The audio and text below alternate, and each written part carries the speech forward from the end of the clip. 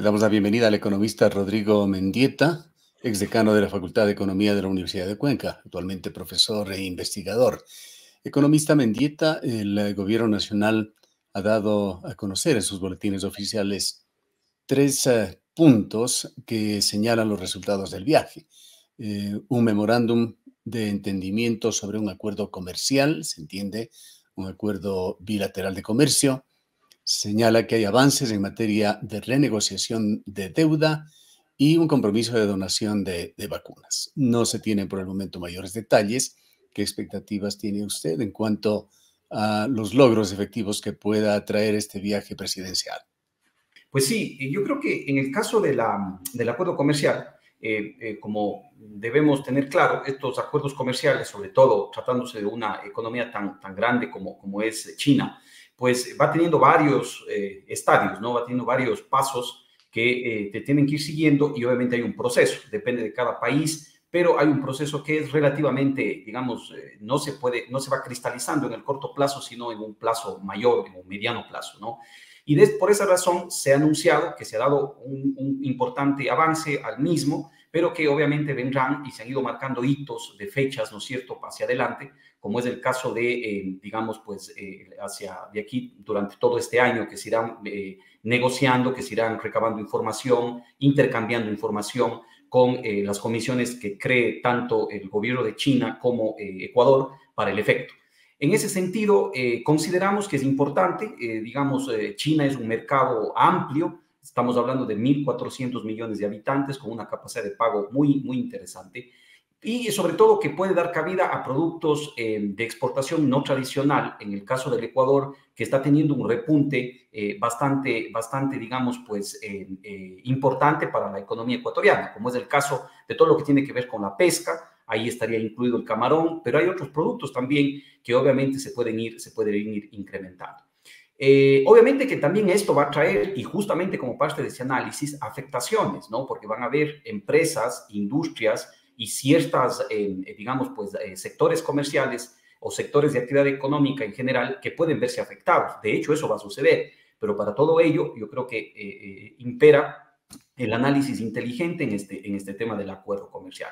La balanza comercial con China nosotros la tenemos deficitaria, más o menos, si es que uno revisa los datos para el año 2021, vemos que nosotros hemos tenido prácticamente un monto de exportaciones de 2.800 millones de dólares y un monto que duplica más o menos esa cifra en los temas de importación. Es decir, tenemos una balanza deficitaria. Sin embargo, el momento que uno hace el análisis de la composición de esta balanza comercial, uno ve que a China nosotros le estamos comprando mucho tema de bienes de capital, maquinaria, insumos, materias primas, con los cuales no podríamos exportar o no podríamos producir muchas cosas que aquí se hacen, ¿no? Obviamente que también en ese monto de importación estarán bienes de consumo, bienes finales, que estarían compitiendo, ¿no es cierto?, con productos nacionales. Entonces, yo creo que ahí es en donde entra el análisis pues, estratégico, el análisis también inteligente, porque definitivamente habrán sectores que se afecten y a esos sectores, pues obviamente el gobierno debería tener una política de compensación. Pero esto, Gustavo, Aquí está hay todavía un largo, ¿no? tema puntual. Usted ha hablado de la complejidad de estas conversaciones, de estos diálogos bilaterales. ¿Hay el optimismo por parte del gobierno de que para octubre de este año podría estar ya listo el acuerdo de libre comercio y se lo podría poner en vigencia? ¿Cree que se pueda correr a tanta velocidad? Bueno, dependerá de cuánto se ha venido avanzando. Entendería yo que para llegar a estas fechas es porque ya se tiene conversaciones previas y se tiene información. Pienso que es una fecha como meta, ¿no es cierto?, bastante, yo diría, pues optimista. Habría que ir viendo cómo se van dando los diferentes temas, pero seguramente van a salir a la luz también temas complicados, ¿no? Veamos, por ejemplo, lo que está pasando con el acuerdo comercial con México, que también se anunció una fecha y también se está tardando. Y luego también tiene que entrar esto en un proceso, ¿no es cierto?, de discusión al interior del país. No le veo tan complejo en el caso de China, porque, repito, nosotros importamos muchos bienes de capital, hay competencia con bienes obviamente terminados y hay puntos álgidos ahí que se tienen que ir conversando, se tienen que poner sobre la mesa, pero también hay mucho beneficio el momento en que nosotros podemos aumentar estos niveles de exportación, sobre todo no tradicionales. Hay el tema, leía recién el crecimiento de la exportación, por ejemplo, de frutas como la pitahaya, por ejemplo, que tendría mucho asidero en un mercado tan amplio como es el chino, ¿no? Hablando de estos tratados, ¿cómo está el tema del Acuerdo del Pacífico? Y también algo que se venía gestionando, un acuerdo bilateral con Estados Unidos. Bueno, en el caso de Estados Unidos se ha anunciado que está avanzando. Obviamente que no es un tema que nosotros, digamos así, ahí perdimos tiempo, ¿no es cierto? Porque recuerde usted el acuerdo comercial de Colombia y Perú que pudimos haberlo hecho, pero hay muchas herramientas que nos permite, digamos, tener, o más bien no vernos afectados por una falta de acuerdo con el caso de los Estados Unidos, ¿no? Hay preferencias arancelarias, acordémonos que eso se va siempre negociando, se va ampliando los plazos, no es, digamos, un tema álgido, ¿no? En el sentido de que eso tomaría su tiempo, pero que yo creo que eso yo le veo como que a un poco más de largo plazo. Lo que más está de corto plazo es el tema de la Alianza del Pacífico, ¿no es cierto? Y vemos que la Alianza del Pacífico, primero que es digamos, no es un acuerdo comercial como tal, sino más bien es una alianza, ¿no es cierto?, en donde múltiples países, sobre todo el Pacífico de América, ¿no es cierto?, desde el norte hasta el sur, pues lo que hacen es unirse para que con una serie de mecanismos de logística, de precios, de competitividad, pues puedan ingresar al mercado del Pacífico al frente, digamos así, ¿no? Y que estamos ahí todo el continente asiático, básicamente. Entonces es un mercado amplio. Y yo creo que es de muchísimo provecho. Por eso es que está México, por eso que está Chile, ¿no es cierto? Y otros países. Entonces, ¿cuál es la idea? La idea es de que nos vayamos acercando a este grupo de países y uno de esos países más importantes es obviamente México. Así es que el acuerdo con México lo que haría es posibilitar que a nosotros se nos tome, digamos, ya en manera formal en la Alianza del Pacífico. Digo formal porque ya el presidente Lazo fue invitado a una reunión última que hubo y obviamente ahí se expresó la voluntad de los diferentes miembros para que el Ecuador pase a ser parte de esto. Podríamos ganar muchísimo, ¿no? Ganar muchísimo, no solo con productos de exportación, sino también desde una posición logística estratégica que Bueno, tiene el Ecuador. Y que eso volvamos al tema de la China, economista Mendieta, y ese otro punto muy importante, que era la intención de Guillermo Lasso de deslindar el canje de petróleo con la deuda.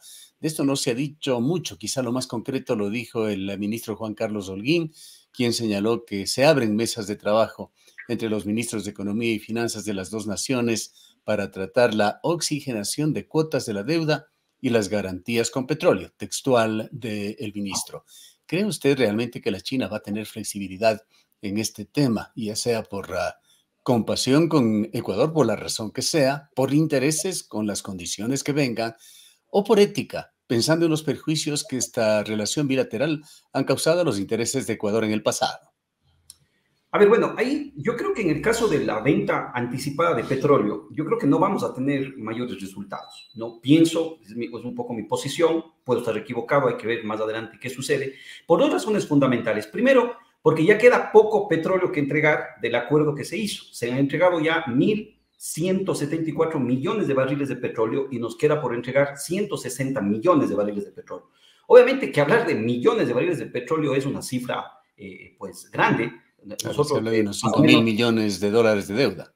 claro, nosotros más o menos estamos, digamos, pues, produciendo 500.000 barriles al día, más o menos, para darnos cuenta de las proporciones. Pero yo le veo que es más complicado por lo que queda. Primero, eso por un lado. Y por otro lado, porque estamos justo en un precio de petróleo alto. Entonces, al haber un acuerdo, China, pienso, desde mi punto de vista, que obviamente no va a querer, ya teniendo un acuerdo firmado, pues no va a querer perder lo que es el spread China que es un país evidentemente muy pragmático en esos temas de negocios, de allí la posición económica en la que está. Así es. Entonces yo le veo muy difícil por el precio, ¿no? El precio del petróleo está ya rebasando los $90 por barril, se apunta a que podría ser más para este año, lo que se preveía tener es más o menos un promedio entre 70 y $75, promedio para todo el año, pero apunta a que se está rebasando ese promedio. Entonces, lo que veo es que por ese lado no va. Por lo que sí se aspira es que haya una renegociación y que puede ser muy importante por el lado de la deuda comercial. Nosotros en China tenemos tres acreedores, ¿no? El Exim Bank, el Banco de China y el Banco de Desarrollo de China. Todos esos suman 4.500 millones de dólares que están pactados a tasas que van entre el 6.20 y el 7,25% de interés y que tienen que ir venciendo Son hasta el año tasas muy 2000. altas. Hay tasas altas, claro, y que tienen que ir venciendo en los próximos años. La mayor cantidad, en proporción, el 42% vence en el año 2024.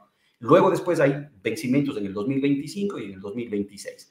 Pienso que si en esa digamos, tramo de deuda, que es importante, fíjese solamente para dar una cifra que es interesante, la crédito o la deuda total a China asciende a los 5.170 millones de dólares, más o menos.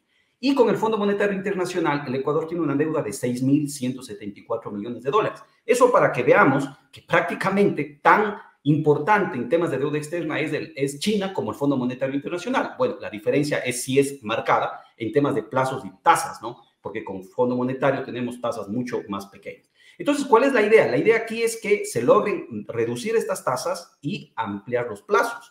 Y entonces yo creo que ahí se lograría algo que es importante porque se desahogaría estas necesidades de financiamiento que vamos teniendo año tras año en el presupuesto general del Estado y que han sido un problema y que seguirán siendo un problema de aquí en más. Por eso es que es imperante este tipo de negociaciones. Ahora, economista Mendieta, explíquenos algo. ¿Por qué el riesgo país de Ecuador no cae? O por lo menos no cae significativamente, se ha mantenido por encima de los 800 puntos desde el inicio del gobierno de Guillermo Lasso. Recién con el inicio de febrero bajó un poco por debajo de los 800 puntos y allí se mantiene, pero esto hay que contrastarlo con índices de riesgo país de países vecinos. Perú, con semejante situación política, social que tiene, está con 157 puntos, Colombia con 366. Guillermo Lasso ha dado suficientes signos para la opinión internacional, imagino que para la opinión de los tenedores de deuda, pero el criterio de riesgo de Ecuador no cambia. Bueno, yo en eso coincido con usted y con algunos analistas que tenemos esa preocupación, ¿no? Porque, claro, yo diría que justo este momento hay varias condiciones que estarían o que deberían hacer que el riesgo país reduzca. Usted acaba de decir, ¿no es cierto?, el tema de esas señales que ha mandado o que ha enviado o que envía, digamos, pues diariamente el presidente y algunos de sus ministros a la apertura, obviamente, pues a recibir, ¿no es cierto?, capitales externos. Tenemos el tema de la reducción del ISD. Fíjese que eso es un tema que también se anunció, se iría reduciendo gradual y paulatinamente y esperando ver qué es lo que sucede con ello. Pues obviamente esto también es un aliciente importante para el tema de la inversión extranjera. Tenemos el precio del petróleo alto. Si uno revisa las variables que más se asocian al tema de si uno analiza estadísticamente, que más se asocia al tema del riesgo país ecuatoriano es el precio del petróleo. Y uno ve, ¿no es cierto?, cómo cuando el precio del petróleo cae, el riesgo país enseguida se dispara y viceversa. Sin embargo, ahora vemos que se mantiene alrededor de los 780 puntos y, como usted dice, no logra bajar de ahí, ¿no? Tenemos también un tema de las reservas de libre disponibilidad. Fíjese que muchos economistas hemos advertido que esto es un gran ingrediente para nosotros tener un riesgo alto, dado que el dinero de los depositantes estaría usándose para gasto público y obviamente eso genera mucho riesgo en la economía, pero en este momento las reservas internacionales estarían, digamos, ahí a buen recaudo, lo cual tendría que hacer también que el riesgo país caiga. Pues bueno, ¿qué es lo que yo puedo decir al respecto? Pienso que hay factores externos a la economía ecuatoriana que estarían haciendo que todavía le vean a la economía con mucha cautela los inversionistas. Tanto, ahí hay que dividir en dos grupos de inversionistas al menos, unos que podrían venir a invertir directamente en nuestro país, en diferentes sectores productivos, pero también otros, ¿no es cierto?, que serían los acreedores en una eventual o en una posible emisión de deuda comercial, bonos, ¿no es cierto?, de parte del gobierno nacional. Entonces, hay una suerte de, creo yo, de condiciones externas que hacen que al país todavía le vean con cautela. Acordémonos que en este año todavía tenemos repuntes de pandemia, ¿no es cierto?, que estarían haciendo que ciertos países, pues en diferentes etapas, pero se estén acelerando económicamente, pero otros no tanto. Y por otro lado también que va a haber, o sea, de lo que ven los análisis económicos internacionales, se prevé un ajuste de tasas de interés al alza, dado que el año 2021 fue un año para el mundo inflacionario. En este momento se está hablando de la inflación tanto en Estados Unidos como en Europa, y que obviamente tendrá que verse ajustada con un aumento de tasas de interés como más o menos pues debería suceder. Entonces, el aumento en el ajuste de tasas de interés, lo que haría más oneroso los créditos para todos los países, incluido el caso ecuatoriano, y esta suerte de inestabilidad todavía, incertidumbre que se puede dar en el mundo, yo creo que está haciendo que se sigan viendo a los países como el caso nuestro con cautela. Es la única explicación que desde mi punto de vista podría dar, pero repito, coincido con el hecho de que todos los factores estarían apuntando a que el riesgo país caiga y obviamente la gran pregunta es por qué no lo hace. Bien, muchísimas gracias por habernos atendido, economista Mendieta. A usted, Gustavo, un buen día. Declaraciones del economista Rodrigo Mendieta. Él fue decano de la Facultad de Economía y es profesor e investigador de la Universidad de Cuenca.